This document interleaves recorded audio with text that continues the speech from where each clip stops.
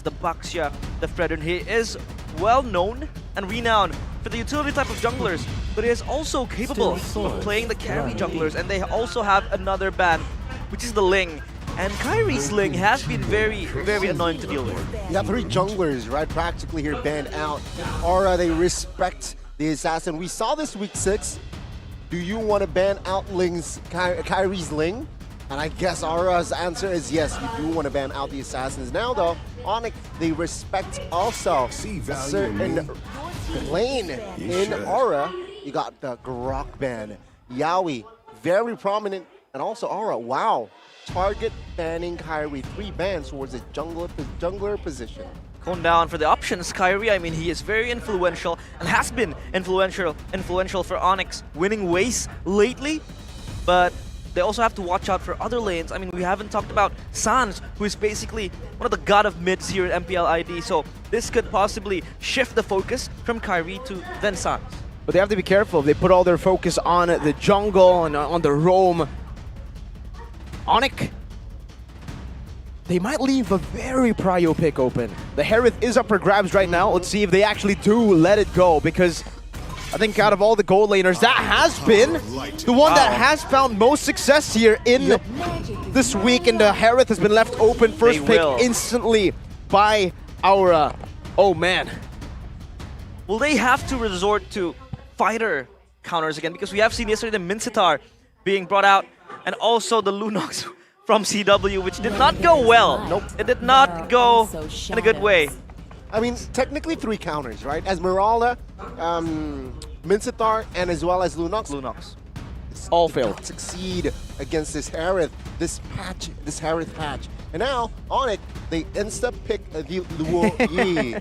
Let's see here. I love this comment though by Keyboy. Comment by Keyboy. In ONIC, there's no such thing as losing. Only winning or learning. It's such a PMA approach, a positive mental attitude approach from Keyboy. Season 11 vibes. Yeah, Took an L. took it out. Not losing. Exactly. Learning. It's learning.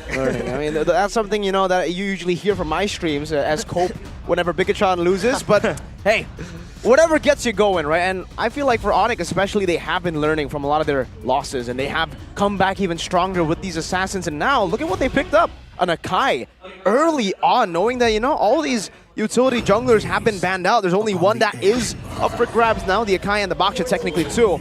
But Aura secured a Terizla, taking it away from Lutpi, his comfort pick, and giving Gugun carry in the jungle, the Nolan. Aura going full offense with the Harith and the Nolan. Also, Lutpi now kind of chipped away from one of his favorite heroes, which is the Terizla.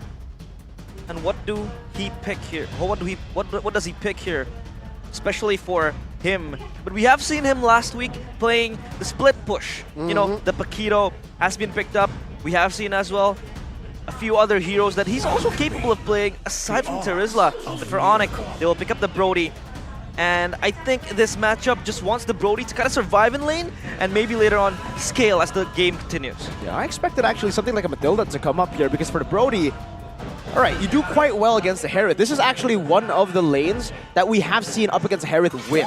And it was ONIC up against Ultra Ego. Ultra Ego played the Harith in Game 1 against ONIC, and the Brody by CW was what was able to keep this Harith from snowballing, something that a lot of other gold laners fail to do. But the Matilda, something of that value has been left ignored completely in the first phase of the bans, and I feel like right now, Aura will ban it out. You do not want that pick on Keyboy, especially with an Akai already for ONIC. And there you go. That's the Matilda ban with also the Respect Cho ban.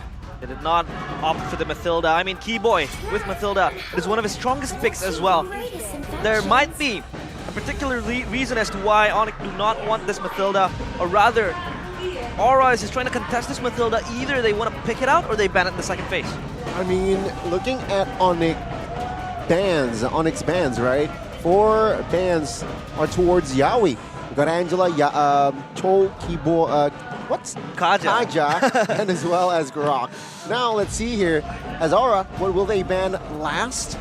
Perhaps they can ban towards another roam position, or if they want to shake things up, they might see this Akai flex into the roam position. Keyboy with Akai.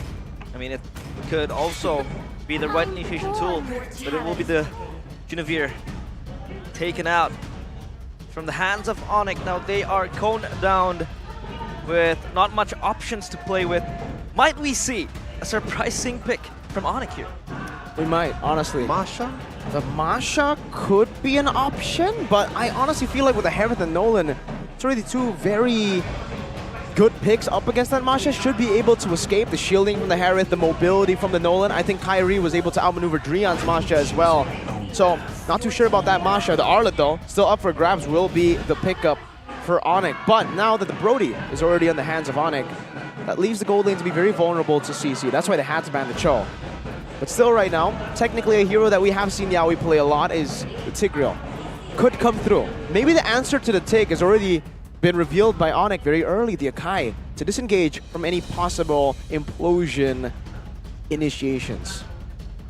Counter initiation is the name of the game when it comes to that. But yeah, Aura still not without a mid laner and a roamer, so they might choose to pick it up right now. It will be the chip taken by Aura. They want to play the macro game as well as kind of turn around the tides. But it will be the Faramis to give them that extra sustainability when it comes to the team fight later on. The Faramis into the Akai though, something that we have seen many times before in the Akai with a heavy spin. Usually is able to disengage or split them up completely from that Netherrealm additional HP. Last pick, Hayabusa for ONIC. That's the flex. So it's a flex. Akai roam. Akai roam, and we have Arlet EXP. finally seen a Kyrie special. Last week it was the Ling, and now it is the Hayabusa. Wow. What a great assassin pick to end the drafts. You can ban out the Fanny, you can ban out the Ling, but there will still be the Hayabusa. It's a risky choice though up against a Nolan who clears very, very fast. If they continue that pressure they have, especially with the chip, enabling everybody to get online very early, the snowball threat from Aura is scary. But ONIC, seems like with their draft, they have what it takes to handle it. Crazy mid-pressure with the Loyi and the Akai, the XP as well with the Arlet. And the lane that can go head-to-head, 50-50 skill matchup in the gold lane, Brody versus Harith. Another battle in the sky, as it will be the Sky Kings versus the Red Dragons for round 2. ONIC Esports against Aura. Back to the Lanodon we go. Let's see who will take game 1 between these two teams. Will it be the Red Dragons? Or will it be the Yellow Porcupines? Ladies and gentlemen, let's enjoy the show. Wow, full stack crowd here. They will start their respective buffs. Of course, Nolan needs that purple buff going so that he has that energy kind of sustaining for him. Meanwhile, for Yaoi, he will try to disrupt the purple buff of Onyx. He's trying to delay as much as he can, but with that mid-pressure, with Sans and Keyboy already dealing with the wave, and Keyboy actually leashing very, very well with that Akai, doesn't seem like Aura will be able to get a lot of that value from the early advantage that they would have. Gugun though, first onto the lethal. Actually, look into this. Yaoi forced to use the flicker. Kyrie has the quad shadow and will deal first the blood for ONIC. And meanwhile, Gugun, no trades on the board for Aura. Gugun did not have his ultimate yet, so the Nolan would not be as kind of lethal in the early games without that ultimate, but Sans is just poking the hell out of Yeskiel in the mid lane. Looking at the emblems now. The Rupture for Kyrie, nothing too crazy, honestly. Oh, again, even without the level advantage, Kyrie still wants to go in. Gugun is actually quite low. Lethal Ignition on the Hayabusa. I'm really curious to see how the Hayabusa plays in this game, because even in ranked, I don't see this pick a lot. Indeed. Usually it'll be kind of a more aggressive style from Kyrie, which we would feast our eyes upon. But for Aran and Lutpi up top, it is going to be a much more slow flow type of game for them. Look at the pick, looking at the picks from Aura. Gugun with the Nolan has been finding that one win. So he is also able to utilize this Nolan aggressive type of way in much more of a carry approach compared to when he is going to play the utility type of junglers. But a fight, Lutpi is in. Ooh, final slots does not connect, luckily for Yeskiel. Now, spell check before the turtle. Only Yaoi here who has not have his flicker, his spell. So let's see here. Huge advantage for ONIC.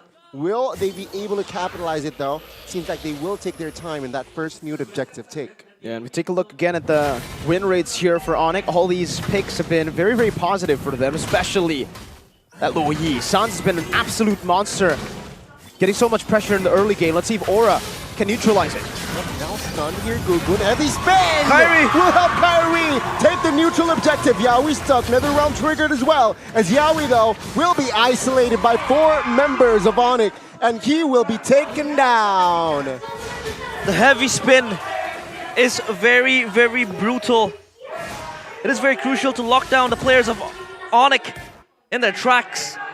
But for CW, down bottom against Kabuki, he is going to kind of shove the lane forward. And for ONIC, they are off to a flying start.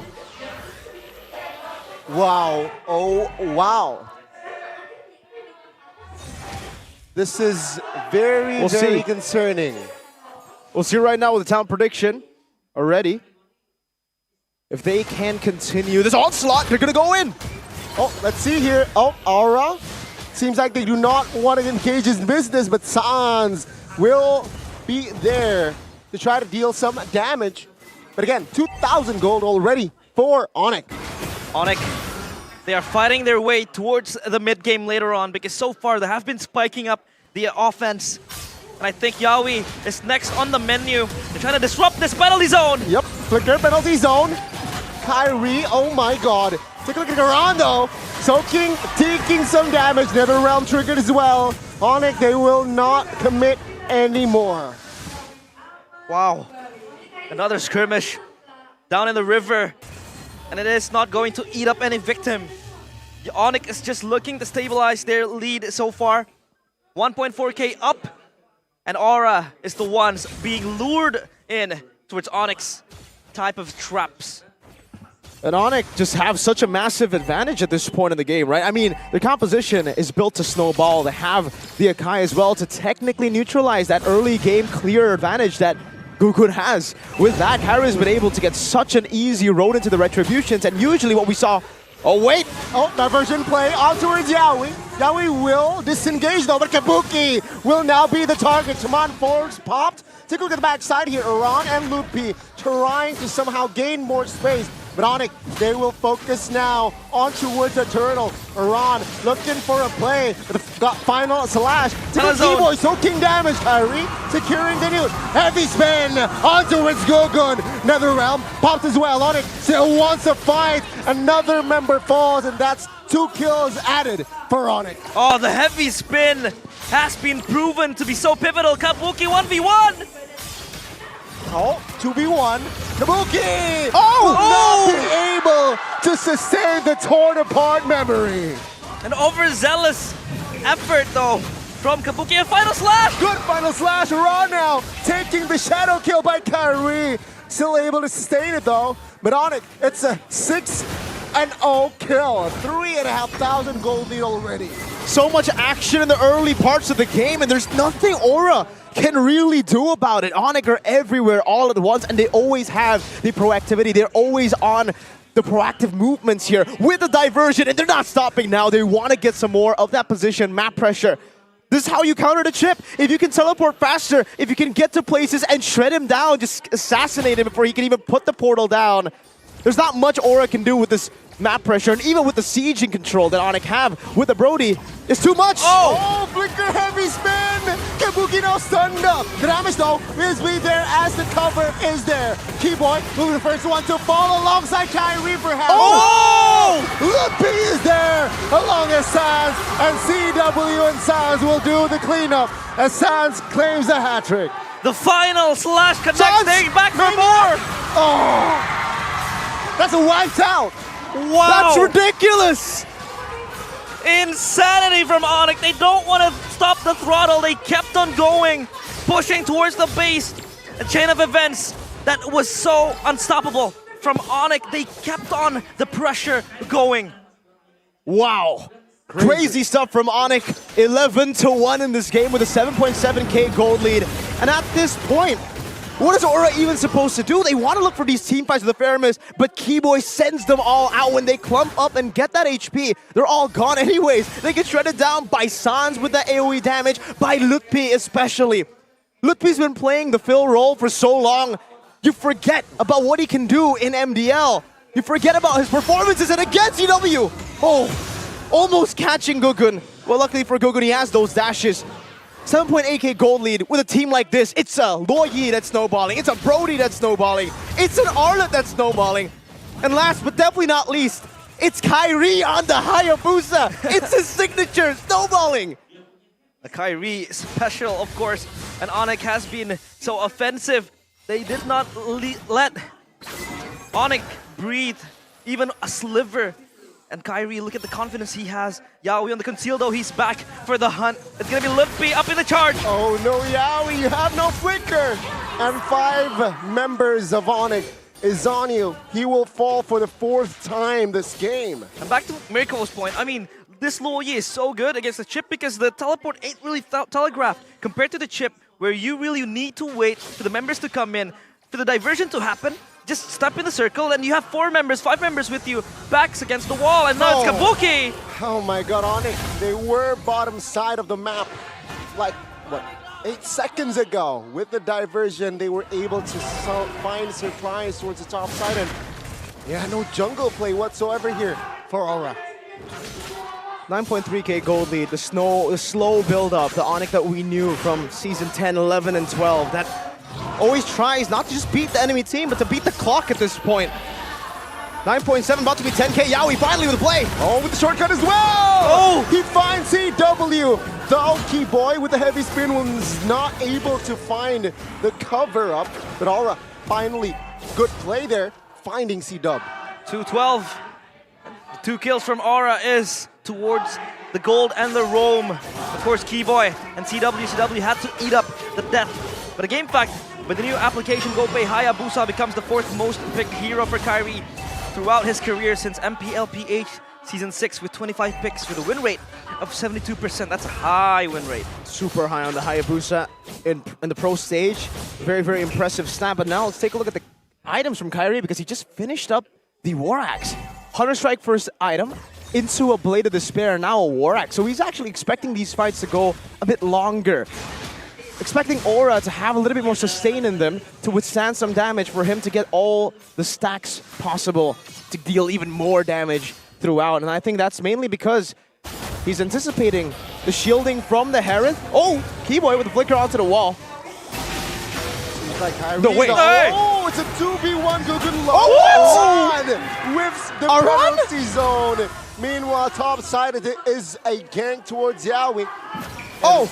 Again, Kyrie looking for a kill. He smells blood. Does not find the mark just yet. He's an escape artist. You can look at how Kyrie just exerts so much pressure with the Hayabusa, and he has been able to make that leeway for ONIC to take this Lord. It is a free one for them. And Aura, they don't have the contest to really fight for this. Gee, I mean, again, another diversion, and it's a run! Happy birthday, Ron. That's a surprise for you as Kyrie picks up the Mega as well as the Lord. 9,000 gold already established. Oh my goodness.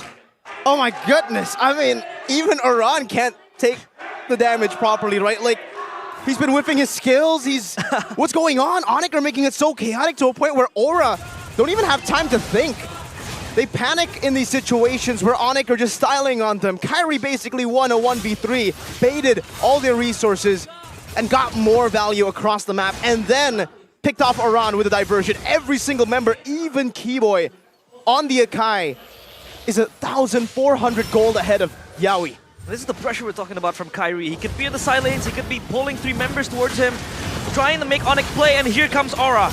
Aran, be careful, penalty zone as a defensive play. The round triggered early. Now the Lord finally taken care of. Oh, Kyrie jumps in. CW finds a kill on towards Yaoi. 4v5 now as all 3 base turrets still though standing for Aura. Yaoi, the sole victim, but ONIC, they don't want to tune down the offensive move. They want to probably end this right now. They're looking for the base turrets, but it is still a huge wave down bottom. Flicker all up for ONIC. Full power. Kyrie jumps in with the Cloud Shadow, does not connect with the Shadow. Oh, finally isolates Iran, but he flickers out of the way. Now ONIC, they play discipline. They see the base to their top side, and that's going to be their main focus here. Zara will be able to defend it this time. The advantage of the Assassin when you are Snowball is Kyrie can be the one to zone every single member in the back, and he does it right now. Just goes in. Iran will not be able to get out as CW finds the killing spree. ONIC, they are going for the main base now. We'll wait for the top and mid wave though. They will take their time munching on the EHPs. Kyrie jumps in back, but they will not commit more. Oh my god.